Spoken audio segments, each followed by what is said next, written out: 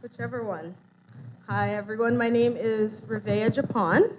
Can you hear me okay? There you go. So they've kind of given me a nice little intro. Hopefully I live up to this intro. I've written it down, a little bit about my story, because I know once I get up here, it will all go out of my head. So a little bit about myself. I am a proud Ghanaian. I know there's lots in the house here today. I'm 28 years old, and I'm a registered nurse at the Stollery Children's Hospital Pediatric Hematology Clinic. And I had an allogenic stem cell transplant on November 9th, 2017. That has changed my life, and that is when I became the first adult in Canada to get a stem cell transplant to cure sickle cell disease. So today, I would really like to share with you guys my story of healing and how God made my greatest dreams a reality. So I was diagnosed with sickle cells before the age of 2, and I vividly remember being in such extreme pain after recess, all through elementary school. And I would come back inside, and I really and truly believe that every other child in my class was experiencing the same chest pain, gasping for air, dizziness, and bone pain that I was. But clearly, I was clueless. Over the years, sickle cells has affected me in so many different ways. I've experienced things like crippling pain crises, heavy medication treatment, high-powered blood transfusions, gallstones resulting in a gallbladder removal, vision loss requiring laser treatment, and now stem cell transplant. So pretty much you name it, and I've experienced it.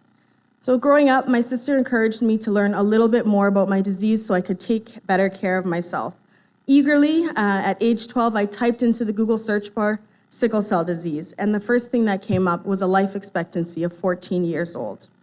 So at the time, I believed I had only 2 years left to live. I wondered what I could have done to deserve such a death sentence. I even forced my family to help me make a bucket list so I could make the most of the little time that I thought I had left. Sickle cells made it difficult for me to keep up in school because I was always missing large periods at a time due to infections leading to hospitalizations or pain crises. It was difficult to maintain friendships and relationships just because of the last-minute cancellations, as well as the inability to attend social gatherings sometimes. Activities that seemed normal for everyone else were triggers for my sickle cells. You know, we all hate the cold, but cold and sickle cell disease really can and truly can lead you and land you in the hospital. Other things like exercise, high altitudes, and even stress can cause a pain crisis. So I tried my best just to live a normal life and trust God that He could do it for me. About 3 years ago, I was at one of the toughest points in my sickle cell journey. For my treatment, I was receiving 8 bags of donor blood every other month, a heavy-duty cocktail of the strongest medications, and despite all of that, I still couldn't go more than 2 weeks without a pain crisis.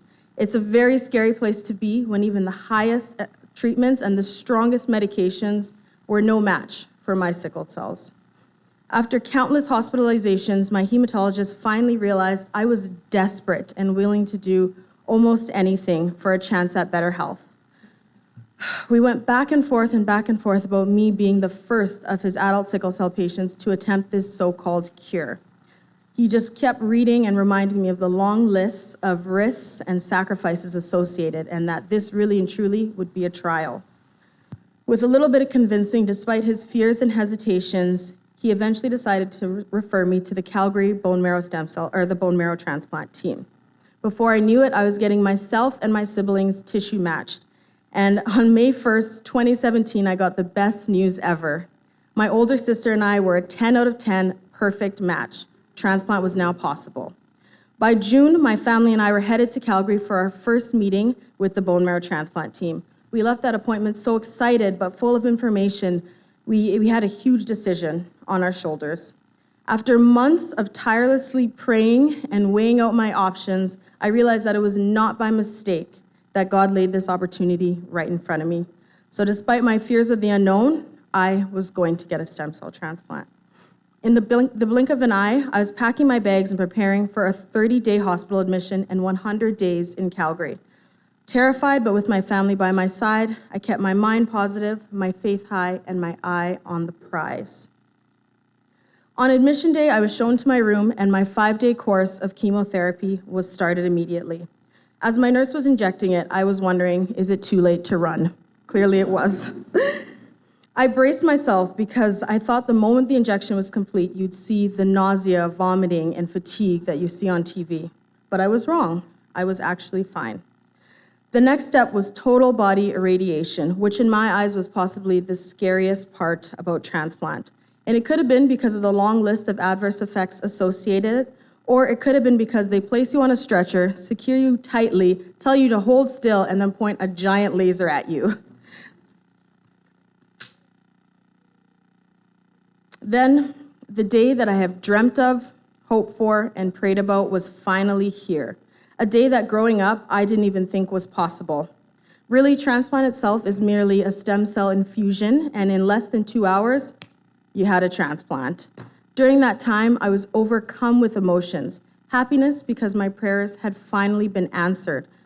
Grateful that my sister was a perfect match and was able to sacrifice herself to do this for me. And humbled that I was fortunate enough to be the first of many deserving adult patients. As excited as I was terrified that I could potentially end up in worse condition or even die. Some of the things that I experienced in that first 100-day post-transplant period were severe bone and joint pain, headaches, nausea, vomiting, stomach cramps, rashes, hair loss, you name it, and I pretty much experienced it. Along the way, my physicians tested me for sickled hemoglobin, which essentially just shows how much sickle cells were in my blood. Over the months, I got the privilege of watching my sickled hemoglobin decline from 55% to 35% to 17% to 8%, and then finally to 4%.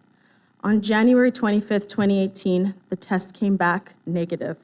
I was officially sickle cell free. Thank you. Thank you. Even though it's been 2 years since I found out, it still feels surreal to say this out loud to you guys right now. All the stress, pain, and tears that I went through were all worth it for the future God has placed before me. I no longer have sickle cell anemia. I can finally say I had sickle cell anemia. Since transplant, my life has changed drastically, and I've had the opportunity to achieve things and reach goals that I honestly never thought would be possible. So if there's anyone that is ready to give up because it feels like their situation won't change, remember, I was diagnosed with a life-threatening illness with a life expectancy of 14 years old. And I'm standing in front of you guys today at 28 years old. Yes,